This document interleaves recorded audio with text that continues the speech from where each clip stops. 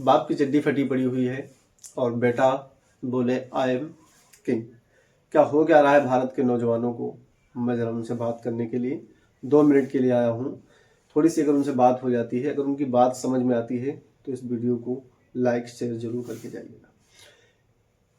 भारत के नौजवानों को समझना चाहिए और ये वीडियो उनको अंत तक देखना चाहिए। कभी किसी बड़े बिजनेसमैन या क्रिकेटर या कोई मान लेते हैं शिक्षित व्यक्ति, एजुकेटेड व्यक्ति को कभी तुम ये नहीं देखे होगे कि वो राजनीतिक की बातें कर रहा हो या वो अंधभक्ति वाली कोई बात नहीं कर रहा हो। जो राजनीतिक है वो तो बात करेंगे ही, क्योंकि उनका वो पैसा है, वो उन्हीं से उनका परिवार चलता है, उसी से, और उसी से उनके ऐशो आराम की जिंदगियां कटती हैं। वो देश विदेश की यात्रा उसी पैसे से करते हैं। बट तुम तो खुद की तो ले नहीं पा रहे हो फटी हुई चड्डी, दूसरों की क्या लेके दोगे तुम। इसलिए थोड़ा सा ध्यान से सुने हमारी इस बात को। कभी किसी बड़े बिजनेसमैन को नहीं देखा होगा कहीं पर बातें करते हुए, या किसी आपने कभी देखा है कि विराट कोहली कभी किसी के बारे में कुछ कह रहा है कि वो नेता जो हैं बड़े अच्छे हैं? शाहरुख खान को कभी देखा है कि वो कह रहा हो कि वो नेता इतने अच्छे हैं? सलमान खान को देखा है? किसी भी, अमिताभ बच्चन को ले लो, किसी को भी देखा हो, कोई ऐसा एक्टर या क्रिकेटर्स या बिजनेसमैन? 5% लोग ऐसे हैं, 5 नहीं 10% लोग ऐसे हैं इसमें बेस्ट एजुकेटेड व्यक्ति, वो कभी, उनके पास इतना टाइम ही नहीं है कि किसी भी पार्टी पे या किसी भी नेता पे या किसी भी जो है व्यक्ति के पीछे अपना अंधभक्ति में वक्त गुजार दें। ये तो सिर्फ वो करते हैं, अपने आस पड़ोस में जनगणना करके देख लीजिएगा, जो बिल्कुल अनएजुकेटेड, अनपढ़, गंवार होगा, वो अंधभक्त होगा। वो चाहे किसी भी कैटेगरी का हो, किसी भी जाति का हो, किसी भी रिलीजन से बिलोंग करता हो, चाहे वो मुस्लिम हो, चाहे हिंदू हो, चाहे सिख हो, चाहे ईसाई हो, चाहे पारसी हो, जैन हो, बौद्ध हो, कोई भी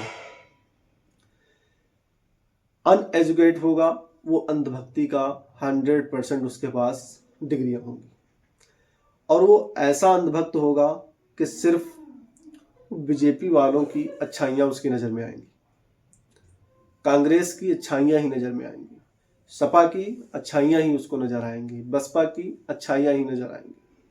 बट जो शिक्षित और समझदार एजुकेटेड व्यक्ति होगा, उसको ये कुछ नहीं दिखाई देगा कि कौन नेता कैसा बोलता है, क्या कर रहा है, क्या नहीं कर रहा है। उसको बस ये दिखाई देगा कि किस पार्टी से सत्ता में रहने पर हमारे रोड सही हैं, टैक्स हम पे कम है, महंगाई हम पे कम है, डीजल पेट्रोल की कीमत कम है, और हमारे भारत का या हमारे गांव का या हमारे शहर का वातावरण कैसा है।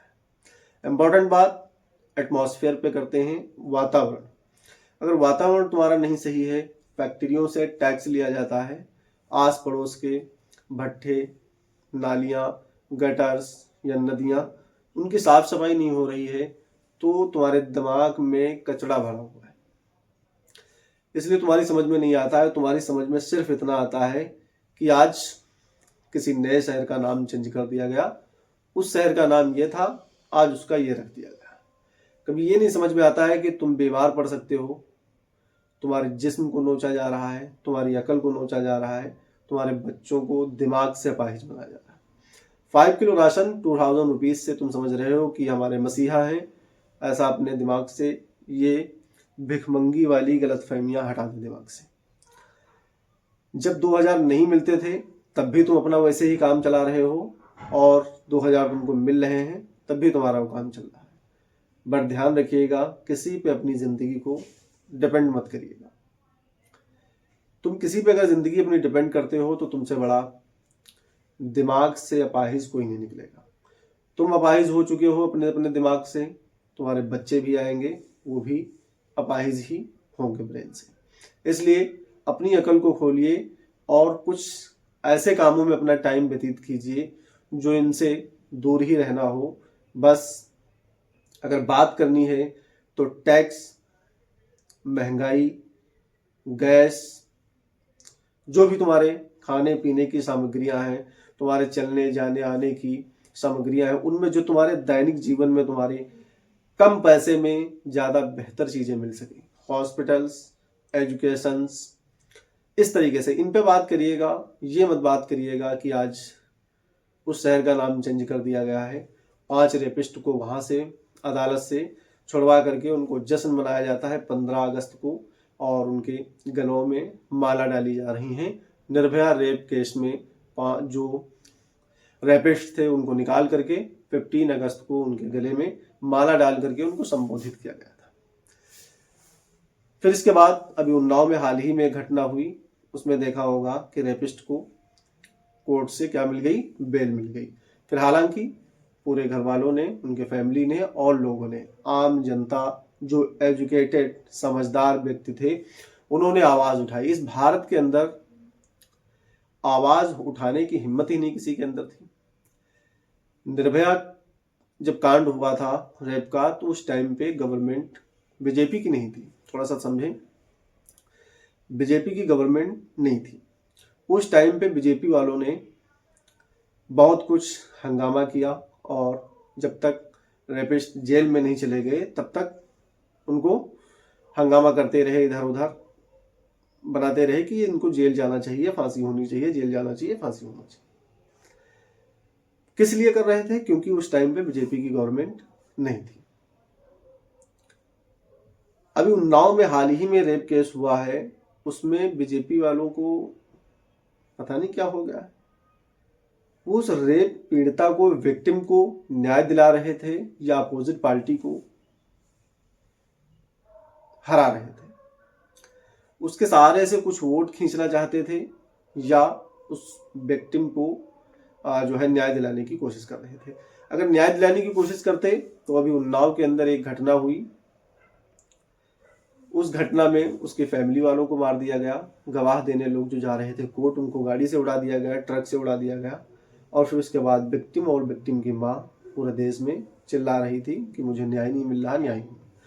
इलाहाबाद हाई कोर्ट ने क्या कर दिया, जमानत दे दी, बेल हो गई। फिर उसके बाद आवाज ये सुप्रीम कोर्ट तक पहुंची और वकीलों ने मेहनत मशक्कत करके पिटीशन डाली। केस में सजा उसकी हुई आजीवन कारावास। बाद में तसल्ली हुई, भारत के लोगों ने सपोर्ट किया।